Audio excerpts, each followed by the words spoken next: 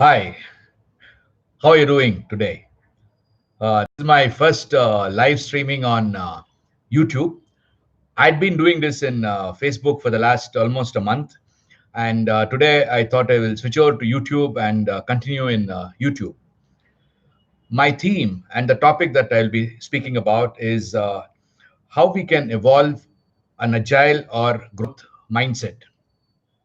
Before I talk about that, let me speak to you about my understanding of what an agile mindset is all about. Agile mindset is about being able to change the way we are perceiving the reality, the way we are connecting the dots and thinking, and the way we are deciding either by the gut or by assessing the benefits and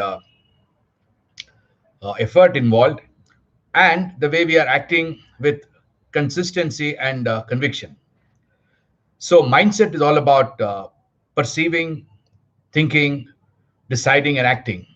And if you are able to continuously change or continually change, continuously would not be very apt, continually change the mindset uh, based on the surroundings, based on the new learnings we have got, then we can call that as an agile mindset or a growth mindset. So that's been my topic, which I've been speaking in Facebook with my experiences and neuroscience research, which I've done, and with the uh, various incidents that happen, try to relate that and try to understand how we can come to a better life, a better society. That's been my agenda. That's been my core purpose in these live sessions. So let me first, once again, reiterate what mindset is all about. It's about the way we are perceiving the reality, the way we are connecting the dots and thinking for establishing the cause and effect, the way we are deciding either uh, by the gut, where we just do a gut feel decision, or we try to weigh the benefits and efforts involved and then decide, and the way we are acting and so that it is with consistency and conviction. Now, the mindset is something that each one of us have evolved over time in a very, very unique manner based on our past experiences. Now, I talk a little about brain and mind. A very, very brief introduction. Brain is something which is phenomenal. All of us are born with more or less the same brain, a same hardware with about 100 billion neurons, and that more or less remains the same till we die. The neurons don't grow in our body, whereas the length of a neuron grows as we grow in size. And so the brain, which I call as the hardware, is more or less constant, whereas the mind, which is what I call as the software of the human beings, is something which constantly evolves. When we are born, we have somewhere around 2,500 connections. Each connection is called as a synapse, and these multiple connections in the brain is what that establishes our memory, our perceptions, our routines which we need to do, as simple as the heartbeat, the digestion, and hearing, vision. All these are all through synapses, through connections. And a baby has about 2,500 such synapses per neuron in the brain. And as we grow and become adults, we come to somewhere around 10,000 synapses per neuron it is. And these keep happening continuously as we learn, as we experience new uh, events. The connections continue happening, and old connections get removed. And that's the way the brain works. And some people call it as the plasticity of brain. And that's something which is very interesting because each one of us have somewhere close to about 10,000 synapses per neuron. Just to get the magnitude of that, let me just illustrate. If suppose we were counting each synapse every second, assuming that there are no new synapses being formed. However, every day we get about 10,000 to 50,000 thoughts, which means continuously new synapses are being formed. Assuming that they are not being formed, if you start counting one synapse a second, then we would need somewhere close to about 32 million years till we count all the synapses. That's the magnitude we're talking about. It is really humongous. So on one side, brain, the hardware, which remains more or less the same till we die, and the software which continuously evolves. And this evolution means that our experiences, our emotions linked to the experiences are all stored in our subconscious mind.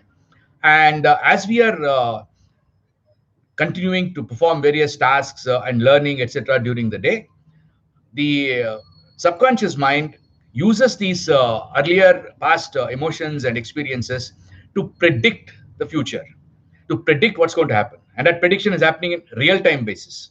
That's something which is, again, quite astonishing.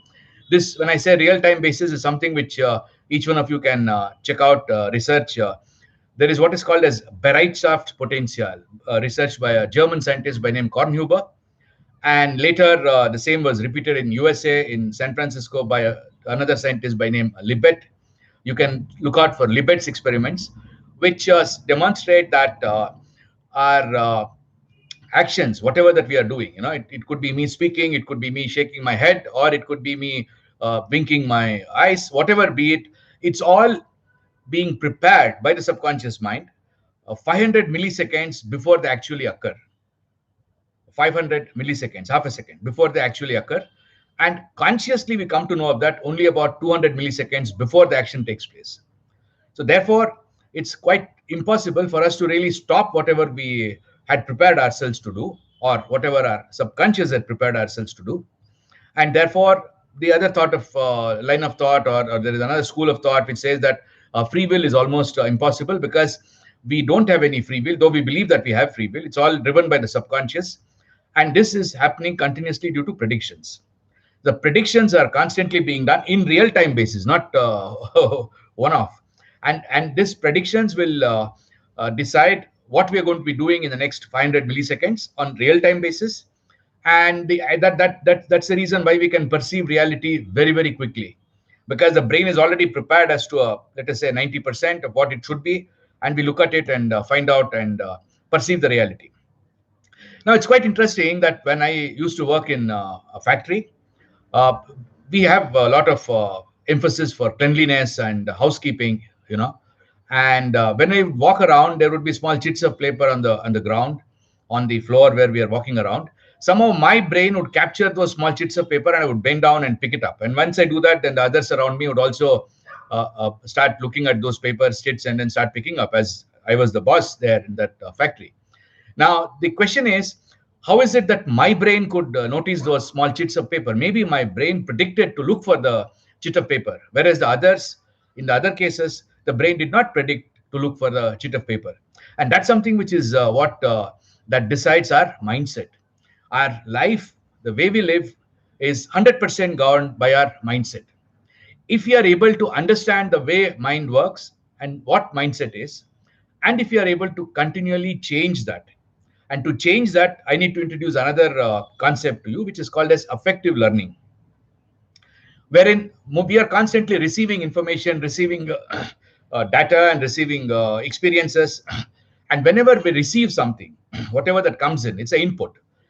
We experience what are called as affects. Affects are interceptions, internal emotions which we experience. It could be the stomach rumbling, or it could be the spine chilling sensation, goosebumps, or it could be finger, what do you call it as um,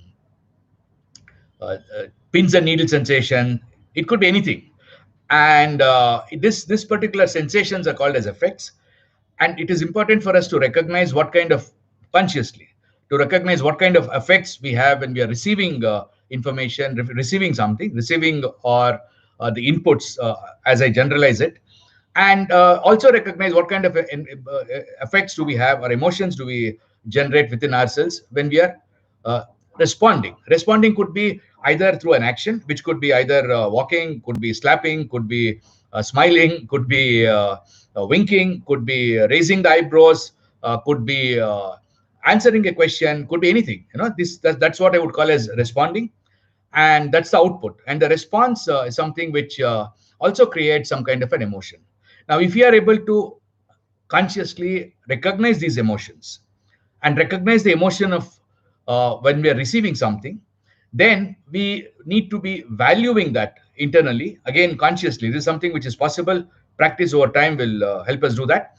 If you are able to recognize those emotions, value them, and try to see how important those are, and then start trying to compare that with the earlier experiences we have had. And that's what is happening in the subconscious mind. Subconscious is constantly looking for ways to validate whatever we are doing, ways to improve our mindset. That subconscious is working on that. If you can just give a small nudge to that, then our mindset can change. And finally, once we have understood that whatever affects, whatever emotions we recognize doing a particular, receiving a particular information or an action, and responding to that particular receipt of information or input, uh, created some emotion, and this emotion is something very nice. And if we can recognize that, then that emotion gets stored in our subconscious, making us making us use that as a information for the prediction the next time. And when this prediction happens the next time in the new way, then we would have changed the mindset. And as we have do keep doing that quite regularly, then the entire new set of effects, a new set of experiences get internalized. And once the entire thing is internalized, then it becomes a habit.